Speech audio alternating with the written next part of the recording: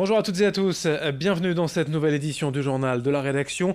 Les images de l'actualité des derniers jours compilées par la rédaction en 8 minutes. Voici d'abord l'histoire du député de la 17e circonscription du Nord, parti à pied de Douai vers Paris en début de semaine, 215 km sur les routes pour défendre la desserte locale du TGV à Douai. Depuis une semaine, Dimitri Houbron est à pied vers la capitale pour protester contre le plan de la SNCF prévoyant la suppression de 3 trains quotidiens de Douai vers Paris. La ligne aujourd'hui offre 7 allers-retours par jour, seulement 4 en 2020 si la SNCF va au bout de son idée. La direction régionale de l'entreprise serait toutefois revenue en arrière récemment suite à la pression des élus locaux. Mais ça, le député Dimitri Houbron n'y croit pas et veut maintenir la pression car sans cet arrêt à Douai, les voyageurs devraient changer de train à Arras et leur temps de trajet vers Paris en serait doublé. Ces explications sur le bord de la route au micro de Lucille Bertrand-Constant. J'ai fait le travail classique d'un parlementaire en allant dans les cabinets ministériels, en sollicitant la SNCF. Il fallait aussi marquer le coup pour montrer véritablement que c'est tout un territoire qui refuse ces suppressions. Il y a eu des mobilisations par les élus locaux, par les citoyens, et je voulais aussi prendre ma part de responsabilité en faisant cette grande marche pour sensibiliser le pouvoir exécutif sur cette question. L'objectif, c'est éventuellement d'être reçu par le président de la République pour qu'on puisse avoir son soutien dans ce dossier. On sait que la SNCF a parfois besoin d'être mis sous pression pour reculer et donc tout le territoire s'est mobilisé et aujourd'hui on a besoin du soutien du président de la République pour s'assurer de conserver nos dessertes ferroviaires. Et la marche c'est finalement le symbole de si on supprime nos TGV, peut-être qu'un jour on sera obligé d'y aller en marchant et ça prendrait 5 jours et 40 km par jour pour rejoindre Paris. Donc c'est pour ça qu'on a vraiment, c'est un enjeu vital pour ce territoire de garder ces lignes TGV. Le sommeil encore est toujours au cœur des préoccupations des professionnels de santé. Le centre hospitalier de Boulogne organisait il y a quelques jours une journée spéciale concernant les troubles du sommeil et notamment l'un de ceux les plus souvent évoqués, l'apnée du sommeil qui concernerait aujourd'hui 10% de la population française. À première vue, certains signes peuvent alerter facilement le patient. Pour être sûr, il faut quand même voir son médecin traitant, tester son degré de somnolence et en cas de symptômes avérés, consulter un spécialiste. À l'hôpital de Boulogne comme ailleurs, dans d'autres centres hospitaliers de la région, il est possible de faire examiner son sommeil en passant une nuit à l'hôpital avec toute une série de tests et de capteurs pour étudier, vérifier la qualité du sommeil et repérer les apnées éventuelles. Explication recueillie par Marine Kijek. Les troubles du sommeil sont respiratoires, tout ce qui est respiratoire.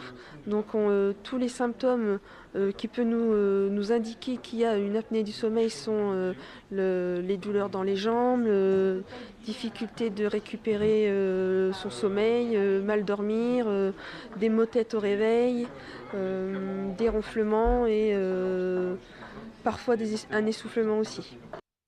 Le Centre européen de formation propose des formations à distance, notamment un CAP cuisine, et dès le mois de mai, va se spécialiser dans la cuisine végétale, la cuisine végane. En candidat libre dans toute la France, un CAP pour apprendre à cuisiner avec les végétaux, la cuisine végane.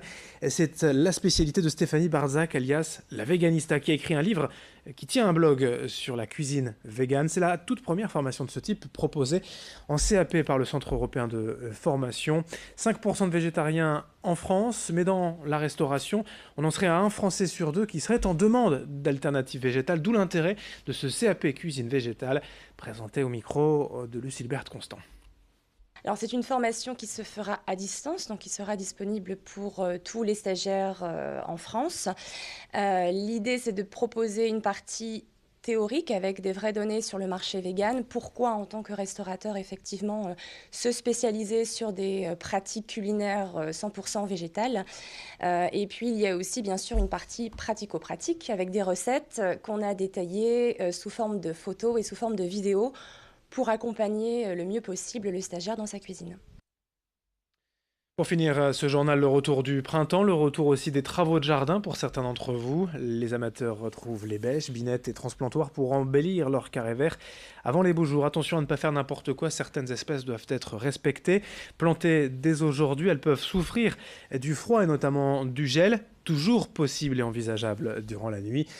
Les seins de glace à la mi-mai, voilà ce qu'il faut laisser passer selon cet horticulteur à Sangatte au micro de Louis Caillé.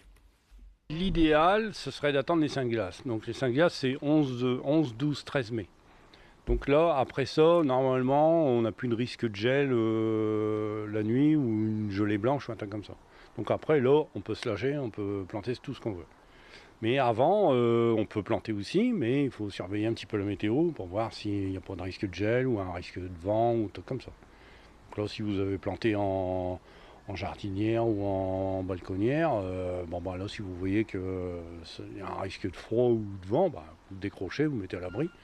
On peut planter, hein. Mais il faut surveiller, quoi. Enfin, une idée de sortie dans la métropole lilloise, le méconnu Jardin des Géants, au pied du siège de la métropole européenne de Lille, un jardin original que va nous faire découvrir Vincent Vieillard.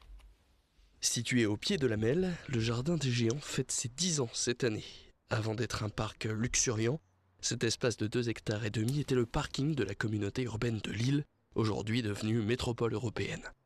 Un espace vert qui rend hommage au patrimoine de la région. Ici, le nom, la décoration et la disproportion des aménagements font référence aux fameux géants protecteurs des cités des Flandres. Un hommage traditionnel, empreint de modernité. Le Jardin des Géants est divisé en 3 parties. Il y a le parti parvis des nuages que vous avez à l'entrée, devant l'entrée de la communauté. Il y a l'herbe des géants, où on se situe actuellement, et le jardin des sources. Le jardin a été réfléchi pour avoir une floraison plus ou moins annuelle, permanente. On est sur 72 000 plantes implantées, dont 450 espèces. Ce qui a impliqué une formation des agents pour connaître le cycle des plantes, comment elles fonctionnent, leur floraison. Pour connaître la fréquentation de ce lieu, un compteur vient d'être installé. Et surprise, si 300 personnes viennent ici chaque jour de la semaine, le lieu est encore plus fréquenté le week-end avec près de 2000 entrées en moyenne. 2 bilans pour ce résultat. D'abord, le Jardin des Géants attire un public familial et il est encore trop peu fréquenté. On a le sentiment qu'il est pas très connu, c'est pour ça aussi qu'on veut proposer des animations. C'est pour ça aussi qu'on est dans un projet de labellisation, Jardin Remarquable, pour le faire rentrer dans un réseau national de jardins, pour qu'il y ait effectivement la notoriété qu'il mérite d'avoir. Puisqu'au nord de Paris, je pense que c'est un rare jardin de ce type, un peu luxuriant, atypique. L'audit pour ce label Jardin Remarquable aura lieu en mai prochain. Et Nicolas Balland devra encore attendre plusieurs mois après cette échéance pour savoir si le Jardin des Géants pourra fêter sa première décennie avec cette distinction. Fin de cette édition à suivre dans un instant. D'autres infos dès le prochain quart d'heure. Merci de votre fidélité.